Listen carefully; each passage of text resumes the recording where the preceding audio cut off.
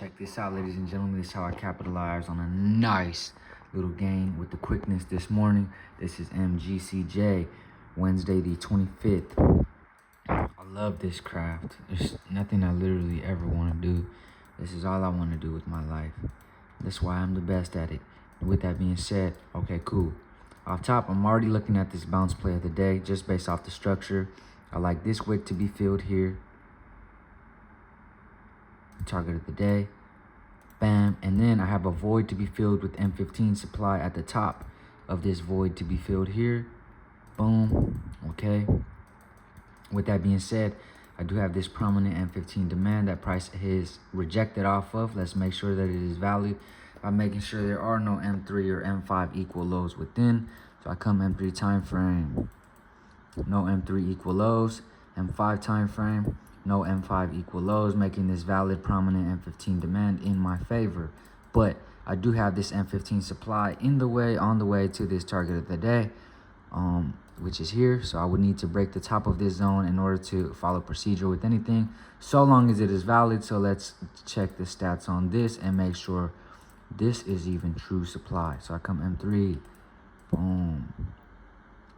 No M3 equal highs, I'm sorry. But on the M5 time frame, I did notice that I had these M5 clear equal highs here, making this an invalid zone of prominent M15 supply. So now I have no zones of demand on the way to this target of the day here. With that being said, rejection candlestick off of previous demand, voids / wicks to fill to the upside, equal highs to clear. Everything is pointing towards a bounce play of the day. With that being said, we're going to come M30 time frame. M30 time frame, I do see I'm also coming off of previous prominent M30 demand as well, which is nice and clean for myself. I do see M30 supply here, which I must take into account as a possible target of the day. So this was second target there, target of the day. And then we'll come to the H1 time frame, see what it's talking about. It ain't talking about nothing, but there's nothing going against my bias, which is cool. Now, with that being said, let's just continue to watch price play out here. This is 3 to 315, nothing really there for me. This is 315 to 330. I come to the 30-minute time frame, and I like the way it looks, but I'm still expecting this lower wick to be formed here. Bam, M15. I just want some type of something like this, red candlestick and then like a blue candlestick, show me it wants to push up, you know what I mean? So just like this, 330 to 345, and then give me a boom, just like this. This is 3:45 to 4 a.m. Come to the 30-minute time frame. Check the stats on this. This is absolutely beautiful. Simple lower wick needs to be formed there. This is 3:30 to 4 a.m. 1 hour time frame. Understanding this lower wick is going to be formed. M15 time frame.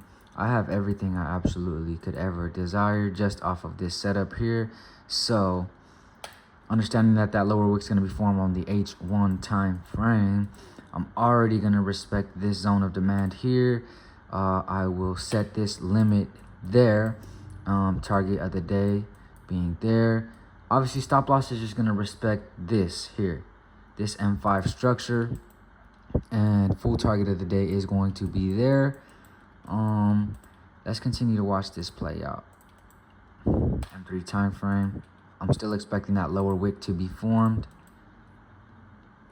Price creates that lower wick, pushes off of it already. Rejection candlestick, and let's just continue to watch price play out. And within 5, 10, 15, 20, 25 minutes, I capitalized on a nice and smooth 3%. Understanding those lower wicks have to be formed, and understanding price uses demand to fill wicks and voids to the upside, and there were equal highs to clear. Thank you, ladies and gentlemen.